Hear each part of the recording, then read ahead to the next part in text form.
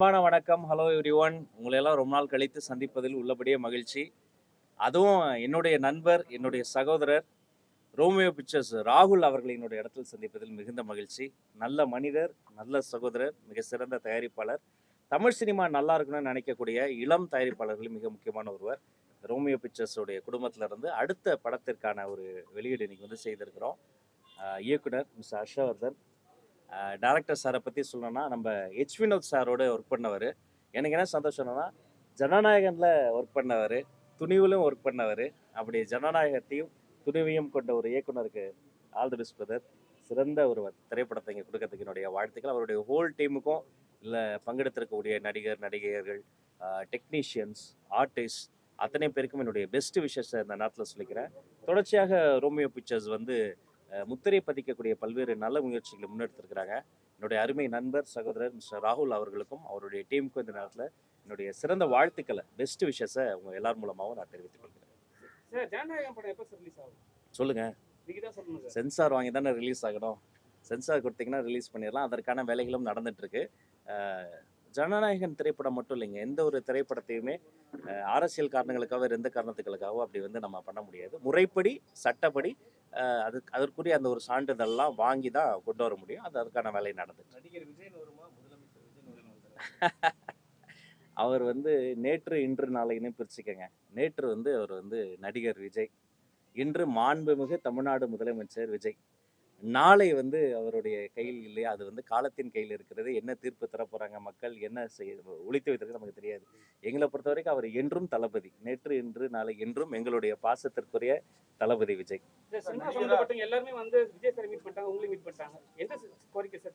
எல்லா கோரிக்கையும், திரைத்துறை என்பது மக்களினுடைய அன்றாடம். திரைத்துறை என்பது ரொம்ப கஷ்டத்துல இருக்க மக்களுக்கு ஒரு தெரப்பி. திரைத்துறை என்பது பெரிய தலைவர்களை உருவாக்கிய ஒரு தாய்மடி. எங்க முதலமைச்சர் அங்கிருந்து தானே வந்தாரு. அதனால எல்லா கோரிக்கையுமே பரிசீலித்து எந்தெந்த கோரிக்கையை வந்து நிர்வாக ரீதியாக சரி செய்யணுமோ அதை பண்ணி, எந்தெந்த கோரிக்கைக்கு நிதி தேவை உண்டோ அதையும் பண்ணி, மாண்புமிகு தமிழ்நாடு முதலமைச்சர் திரு விஜய் அவர்களோடு கலந்து பேசி அவரினுடைய ஆலோசனை மற்றும் அறிவுறுத்தல்படி எல்லா கோரிக்கையும் ஒவ்வொன்றாக சரி செய்யும்.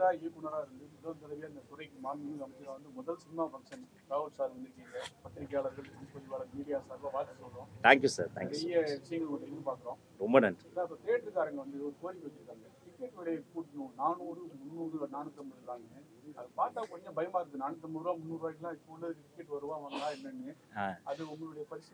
இப்ப மற்ற மாநிலங்கள்னா பாத்தீங்கன்னா ஒவ்வொரு மாநிலத்துல அந்த திரையரங்கத்தை, அதாவது அந்த டிக்கெட் ப்ரைஸ் வந்து ஏற்றிக்கிட்டே வந்துட்டாங்க. டக்குன்னு ஏற்றினா அதுக்கேற்ற மாதிரி அந்த எக்ஸ்பீரியன்ஸை அவங்க மாற்றிக்கிட்டே வந்துட்டாங்க. தமிழ்நாடை பொறுத்த வரைக்கும் ஒரு விஷயத்தில் ரொம்ப தெளிவாக இருக்கும். மக்களுக்கு அது சுமையாக மாறிடக்கூடாது. அதே சமயம் அந்த பிளேயர், அதாவது அந்த பர்டிகுலர் தேட்டர் ஓனர் ஒரு ஐமேக்ஸ் ஸ்க்ரீனை வச்சுருக்காங்கன்னு வச்சுக்கோங்களேன். அந்த ஐமேக்ஸ் ஸ்க்ரீனை மெயின்டைன் பண்ணுறது சாதாரணமான ஒரு விஷயம் கிடையாது. ஓப்பனேமர் மாதிரி ஒரு திரைப்படத்தை நம்ம வந்து ஐமேக்ஸில் பார்க்குறோன்னா அதுக்கு ஒரு மெயின்டெனன்ஸ் சார்ஜ் இருக்குது. அதுக்கு வந்து ஆஸ்பெக்ட் ரேஷியோவே மாறும். டெக்னிக்கலாக உங்களுக்கு தெரியாத சட்டம் இல்லை. அதனால் அதற்குரிய அந்த மாதிரி ஐமேக்ஸ் தேட்டர்ஸ்க்குலாம் வந்து கொஞ்சம் டிக்கெட் ரேட்டை ஏற்றலாம். அப்புறம் பொதுவாகவே அங்கே இருக்கக்கூடிய அந்த ஒரு எக்ஸ்பீரியன்ஸை என்ஹான்ஸ் பண்ணும்போது லென்ஸ் லைஃப்லாம் இருக்குது, அதெல்லாம் பண்ணும்போது ஏற்றலான்ற ஒரு கோரிக்கை வந்திருக்கு. இரண்டு தரப்பையும், மக்களையும் ரசிகர்களையும் அந்த திரையரங்கு உரிமையாளர்களையும் ஒரு வின்வின் சுச்சுவேஷன் மாதிரி எல்லாத்தையும் கன்சிடர் பண்ணி ஒரு ஒரு ப்ரைஸ்க்கு வந்து நம்ம கொண்டு வந்துருக்கோம். பைக் பார்க்கிங் கூட இப்போ வந்து முதல்ல வந்து திமுக ஆட்சி இருக்கும்போது 10 ரூபான்னாங்க. அண்ணன் வந்து ஆட்சிக்கு வந்த உடனே 20 ரூபா மாத்திட்டாங்க. சட்டம் கட்ட கூட 20 ரூபா வாங்குறாங்க. அதாவது நடவடிக்கை எடுப்பீங்களா? இல்லை, ஆட்சி மாற்றம் மட்டும் கிடையாது. ஒவ்வொரு பீரியட்ல அவங்க ஏற்றுக்கிட்டே வருவாங்க. அவர்லி பேசிஸில் ஏற்றுவாங்க, ஸ்நாக்ஸ் ப்ரைஸ் வந்து ஏற்றுவாங்க. இது ஓவரால் வந்து மக்களுக்கு வந்து வாங்கும் திறன் அதிகமானாலும் கூட அங்கே பிரைமரி வேலை என்னன்னு பார்த்தீங்கன்னா அந்த திரைப்படத்தை ரசிப்பது தான். இவங்கெல்லாம் அதை உருவாக்குறதுக்கு தான் போராடிக்கிட்டு இருக்கிறாங்க. அவர்லாம் லைஃபே பணைய வச்சு இதெல்லாம் பண்ணிட்டு இருக்கிறாரு.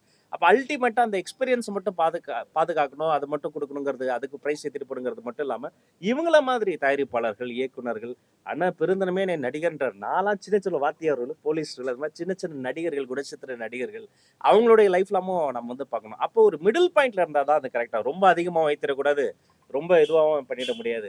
படைப்பாளிகளினுடைய வாழ்வாதாரம் பாதிக்காத வகையில் அதெல்லாம் சரி செய்யப்படும். முதல்ல இயக்குனர் சொல்லுவீங்க, இயக்குனர் கணக்கு தான் ஒரு படம் ரிலீஸ் பண்ணீங்க, படம் பண்ணீங்க, அதுக்கப்புறம் அந்த இயக்குனர் கணக்கு என்ன ஆச்சு? இயக்குனருங்கிறத விட மக்களோடு தொடர்பு கொள்வதற்கான ஒரு கருவியாக தான் அதை நான் பார்த்தேன். வேற மாதிரி நல்ல ப்ரொடியூசர் கிடைச்சாரு. அது வந்து இன்னும் கூட நம்ம வந்து நிறைய முயற்சிகள்லாம் நம்ம லைஃப்பில் செஞ்சுட்டே இருப்போம். அந்த ஆசைப்பட்டதெல்லாம் செய்து பார்ப்பதற்கு என்னை என்கரேஜ் பண்ணக்கூடிய பேரண்ட்ஸ் கிடைச்சார். என் அப்பா கிடைச்சாங்க, என் அம்மா கிடைச்சாங்க. நான் என்ன வேணா பண்ணலாம், கம்ஃபர்ட் ஜோனை விட்டுட்டு லைஃப்பில் ஒரு ரிஸ்க் எடுன்னு சொல்லக்கூடிய ஒரு ஃபேமிலி சப்போர்ட் சிஸ்டம் கிடைச்சாங்க. என் ஒய்ஃப், என்னுடைய குழந்தைகள் கிடைச்சாங்க. அதுக்கு மேலே நம்ம ட்ரீம்ஸை வாங்க பிரதர், நான் பார்த்துக்கிறேன், என்ன வேணா பண்ணுங்க, அவுட்புட் பற்றி கவலை இல்லை, ப்ராசஸில் நீங்கள் நேர்மையாக இருக்கீங்க வாங்கன்னு சொல்லக்கூடிய ஒரு மாதிரி மனிதர்கள்லாம் கிடைச்சாங்க. அதான் அதெல்லாம் எக்ஸ்ப்ளோர் பண்ணோம்.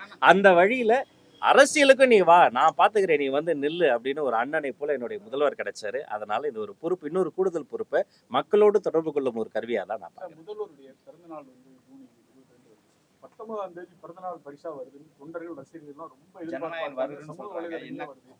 அந்த நம்பிக்கை நிறைவேறுமா? நீங்க வந்து அவருடைய ரசிகராக, தொண்டராக, நிர்வாகியா, அமைச்சரா என்னன்னு சொல்லுங்க. எங்க முதல்வருங்க எக்மோர் ஹாஸ்பிட்டல், என் தொகுதி, நான் பிறந்த அதே ஹாஸ்பிட்டலில் அப்போ அசிஸ்டன்ட் டைரக்டர் அப்பா வந்து ரொம்ப கஷ்டப்பட்டு பிறந்து ஒரு சாதாரண ஒரு குடும்பத்தில் பிறந்து, பின்பு அவருடைய ஒவ்வொரு பர்த்டேக்கும் பார்த்தா ஒரு பெரிய பார்ட்டி த்ரோ பண்ணுறதோ ஃபங்க்ஷன் அப்படிலாம் கிடையாது. அதே போல் அரசாங்க ஹாஸ்பிட்டலில் ஜிஹெச்சில் பிறக்கிற அந்த குழந்தைகளுக்கெல்லாம் தங்க மோதிரம் இலவசமாக போடுவார். அவர் போட்டுறாரு. அதை பார்த்து அண்ணனுடைய தம்பிகள் நாங்களும் போடுறோம். பல வருஷமாக இதான் எங்களுடைய பர்த்டே செலிப்ரேஷன். பிறந்த குழந்தைக்கு தங்க மோதிரம், வளரும் குழந்தைக்கு ரொட்டிப்பால் முட்டை திட்டம். போய் அந்த குழந்தைகள் இப்போ கூட போன வாரம் நான் கொடுத்துட்டு வந்தேன் எக்மோரில். ஒரு ரொட்டி வாங்கிக்கணும், இவர் ரொட்டி வாங்கிக்குவார், இவர் முட்டை வாங்கி பண்ணிப்பார், இவர் பால் ஃப்ளாஸ்கில் எடுத்துகிட்டு போய் கொடுப்போம். படிக்கும் குழந்தைக்கு படிப்பகம், ஏன்னா வீட்டில் சண்டை போடுவாங்க, சில இடங்களில் படிக்கிற அட்மாஸ்பியர் இருக்குது, படிப்பகம். படிப்பில் ஜெயிச்சா தளபதி கல்வி விருதுகள் 12.5 மணி நேரம்னா என் லைஃப்லேயே நான் பார்த்ததில்ல. அந்த குழந்தைகள் கிஃப்ட் கொடுக்க நின்றுட்டே இருப்பார். இன்னைக்கு காலைல குழந்தைகளுக்கு நான் கொடுத்தேன், எனக்கு வந்து அப்படி முட்டி போட்டுனதுக்கு ஒரு 15 நிமிஷம் நேரத்துக்கு வலிச்சுதானா 12.5 மணி நேரம் அவர் நிற்பார். பிறந்த குழந்தைக்கு தங்க மோதிரம், வளரும் குழந்தைக்கு ரொட்டிப்பால் முட்டை திட்டம், குழந்தைகள் படிக்க படிப்பகம், படிப்பில் ஜெயிச்சா தளபதி கல்வி விருதுகள். வாழ்க்கையில் அவங்க வெளில போகும்போது கஷ்டப்பட்டு நம்மளாம நிறைய சுத்தம் உள்ள ரிப்போர்ட்டர்ஸ்லாம், அவங்களுக்காக விஜய் விலையில்லா விருந்தகம், இதெல்லாம் மிகப்பெரிய சமூக கொண்டாட்டம். திரைப்படம் என்பது ஒட்டுமொத்தமாக இந்த சமூக கொண்டாட்டத்தில் ஈடுபட்டிருக்கிற எல்லாருக்குமான ஒரு பண்டிகை. அவருடைய படம் வெளிவர ஒரு பண்டிகை. அந்த பண்டிகையும் வரும்னு நானும் நம்புறேன். அண்ணன் உங்ககிட்ட சொன்னாங்களா, இதை பத்தி ஏதாவது அண்ணன் பேசியிருக்காங்களா? இல்ல இப்ப எல்லாமே ஆர்வமா இருக்காது, ஜூன் 22 அவங்களோட பிறந்த நாளைக்கு வரும்னு சொல்லியிருக்காங்க. உங்ககிட்ட ஏதாவது சொல்லியிருக்காங்களா? இது முதலமைச்சர் அமைச்சர்கிட்ட சொன்னதெல்லாம் நான் எப்படி உங்ககிட்ட சொல்ல, அதெல்லாம் வந்து அப்படி இல்லை, சொல்லக்கூடாத ஒன்றும் இல்லை. இந்த ஒரு படம் மட்டும் இல்லை, எந்த ஒரு சச்சரவும் சிக்கலும் நமக்கு வந்த சிக்கல் கூட மற்றவங்களுக்கு வந்துடக்கூடாதுன்ற கன்சர்ன் எங்களுக்கு இருக்கு. அதனால பிடிச்சவங்க பிடிக்காதவங்க, அந்த கட்சி இந்த கட்சி, அந்த பார்ஷியாலிட்டியே கிடையாது. ஏதாவது ஒன்றா கூப்பிட்டு ராஜ் இங்கே வா அப்படின்னு கூப்பிட்டு இது எப்படின்றாங்க, அதை போய் செக் பண்ணுங்க, அதோடைய சாத்தியக்கூறுலாம் பாருங்க, பாசிபிலிட்டிலாம் பார்த்துட்டு என்ன பண்ணலான்னு சொல்லுங்கன்னு கூப்பிட்டு சாரே கூப்பிட்டு வந்து சொல்லுவார். திரைத்துறை சார்ந்த விஷயங்களை பொறுத்த வரைக்கும் அது டிக்கெட் ப்ரைஸிங்காக இருக்கட்டும், அல்லது மற்ற ஏதாவது ஒரு சங்கடங்கள் ஏதாவது தொழிற்சங்கத்துலேருந்து வந்து ஏதோ கோரிக்கை வச்சலாக இருக்கட்டும், அவர் வந்து அதை சரி செய்யணும் தான் பார்ப்பாரு.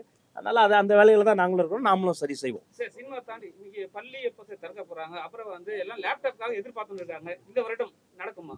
அது ஜூன் 1 தான் திறக்கணும். ஜூன் 1 திறக்கணும் முடிவு பண்ணிட்டோம். அப்புறம் போகிற இடத்துலலாம் எல்லாரும் வந்து குறிப்பாக குழந்தைங்கள்லாம் எனக்கு சோஷியல் மீடியாலாம் மெசேஜ் பண்ணுறாங்க, அங்கிள் கொஞ்சம் தள்ளி தரங்க, வெயிலாக இருக்குனாங்க.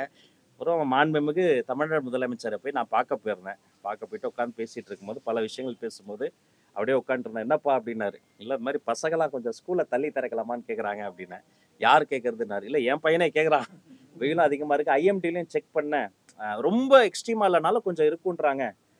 அப்புறம் அந்த டீஹைட்ரேஷன் ஆகும் அதெல்லாம் இருக்குன்னு சொல்லும் போது, சரிப்பா ஒரு 3 நாள் தானே, பசங்க வந்து அந்த 3 நாள் படிப்பை சேர்த்து அவங்க படிச்சிருவாங்க, பெற்றோருக்கும் குழந்தைகளுக்கும் பாதுகாப்பு ரொம்ப முக்கியம் அப்படின்னு அந்த அந்த ஜூன் 4ஆம் தேதிக்கு தள்ளி வச்சதே மாண்புமிகு முதல்வர் அண்ணன் விஜய் தான். அவருக்கு நேரத்தில் நான் தேங்க் பண்ணிக்கிறேன். அந்த குழந்தைகள் தான் எங்களுடைய சைல்ட் சென்ட்ரிக் அப்ரோச் தான். அதனால ஜூன் 4 தான் எல்லா ஸ்டாண்டர்டுக்கும், ஜூன் 4 தான். அந்த ஜூன் 4 அந்த குழந்தைகள் வர்றதுக்குள்ளார டெக்ஸ்ட் புக் போயிடும், கிரேயான் பென்சிலில் தொடங்கி கிளாஸ் ரூம் வரைக்கும் அந்த சேஃப்டி ப்ரோட்டோக்கால்லாம் ஃபாலோ பண்ணப்பட்டுரும். ஆசிரியர்களும் பள்ளி கல்வித்துறையும் அமைச்சர் நானும் தயாராக இருக்கிறேன். எல்லா குழந்தைங்களும் சந்தோஷமாக வருவாங்க. லேப்டாப் மட்டும் இல்லை, சைக்கிளில் தொடங்கி ப்ரொக்யூர்மெண்ட்டில் தொடங்கி, அதாவது ஒரு சைக்கிள் ஒரு இடத்துல வாங்குறோன்னா அதுக்கு ஒரு ப்ரைஸ் ஃபிக்ஸ் பண்ணுவாங்க. சில ப்ரைவேட் என்டிட்டிஸ் என்ன பண்ணுவாங்க, அதில் சில விஷயங்கள்லாம் இருக்குது, அந்த ப்ரைஸ் டிஃப்ரென்ஸ்லாம் இருக்கும். வெளியில் கிடைக்கிற ப்ரைஸை விட கம்மியாக வரணும், மார்க்கெட் ப்ரைஸை விட அதிகமாக வந்துடக்கூடாது. அப்போ அந்த ப்ரொக்யூர்மெண்ட்டில் ஆரம்பித்து டிஸ்ட்ரிபியூஷன் வரைக்கும் அந்த ஒரு ப்ரோட்டோக்கால் இருக்குது. அந்த ப்ரோட்டோக்காலை ரீவேல்யூவேட் பண்ணி எல்லா திட்டங்களும் தொடரும். அது முறைப்படி செய்வோம், அவ்வளோ லீக்கேஜ் இல்லாமல் செய்வோம். கிராமப்புறங்களை ஒரு கட்சியில பதவி கொடுக்கணும்னா அந்த கட்சியோட தலைவர் தான் முடிவு பண்ணுவாங்க யாரு பதவி கொடுக்கணும், யாருக்கு மினிஸ்ட்ரி கொடுக்கணும்னா முதல்வர் முடிவு பண்ணுவாங்க. உங்களுக்கு வந்து பெருவாரியான இடத்துல ஆதரவு வந்தது. ஒரு சிலர் உங்களுக்கு மினிஸ்ட்ரி படிப்பு கொடுத்ததை விமர்சனம் பண்ணாங்க. அதை எப்படி ஏற்றுக்கிட்டீங்க? அதான் திரைத்துறையிலேருந்தே வந்து ஒன்று குரல். இல்லை, அவங்களுக்கும் சேர்த்து நாங்கள் வேலை பார்ப்போங்க. நான் வந்து நீங்க புரியுது நீங்க கேட்கறது. நண்பர் விஷால் அவர்களை எனக்கு பிடிக்கும். அவருடைய படங்களை நானும் பார்த்துருக்கிறேன். அவருக்கு என்ன தெரியாம இருக்கலாம், எனக்கு அவரை தெரியும்ல. ஒரு நாள் I will earn his trust. அவருடைய நம்பிக்கையும் பெறும்படி நல்லா வேலை பார்த்து நான் தளபதி பேரை காப்பாற்றுவேன். பெரிய பட்ஜெட் படங்கள் ரிலீஸ் பண்றதுக்கு மினி தியேட்டர்ஸ் கொண்டு வரதுக்கான ஐடியா. நிறைய வந்திருக்குங்க கோரிக்கைகள். அது மாதிரி இந்த குறிப்பா அந்த குறைந்த பட்ஜெட்டில் வெளியிடப்படக்கூடிய அந்த படங்கள் இருக்கு பாருங்க, அதுக்கு வந்து கடந்த பல ஆண்டுகளாகவே அந்த சப்சிடி கூட சரியா போய் சேரலை. அந்த கமிட்டியெல்லாம் நம்ம வந்து ப்ராப்பரா இது வரைக்கும் எதெல்லாம் பெண்டிங் இருக்கோ அதெல்லாம் சரி செய்து ஒரு ப்ராப்பரான ஒரு அறிவிப்பு வந்து வெகு விரைவில் வந்து நம்ம வந்து வெளியிடுவோம். லாஸ்ட் கொஸ்டின், சிறிய படங்களுக்கு வந்து கம்மியான ரேட் கேக்குறாங்க டிக்கெட் விலை, அது ஆக்சுவலி நடக்குமா? இந்த சின்ன பட்ஜெட் படம்னு சொல்றோம்ல, அது வந்து இண்டஸ்ட்ரிக்கு வேணா சின்ன பட்ஜெட்டாக இருக்கலாம், ப்ரொடியூசருக்கு வந்து அதுவும் பெரிய பட்ஜெட் தான். அந்த மாதிரி படங்கள் தான் ஆக்சிஜன். தமிழ் சினிமாவுடைய ஆக்சிஜனே அது மாதிரி படங்கள் தான்.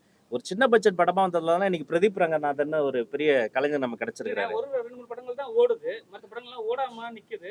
ஏன்னா வந்து 130 ரூபா 200 ரூபாய் டிக்கெட் ஆயிடுறதுனால யாரும் உள்ள போக மாட்டாங்க, அதுக்காக கேக்குறேன். இல்லை, அதான் இப்போ சின்ன பட்ஜெட் படங்கள் வந்து இப்போ முன்னாடிலாம் 10 ரூபா டிக்கெட்னு ஒன்று இருந்தது. ஃபர்ஸ்ட் ஷோவில் உட்காந்து பெரிய மல்டிப்ளெக்ஸ்லேயே பார்க்கலாம். இப்போ அதையும் உங்களுடைய எதிர்பார்ப்பெல்லாம் புரியுது.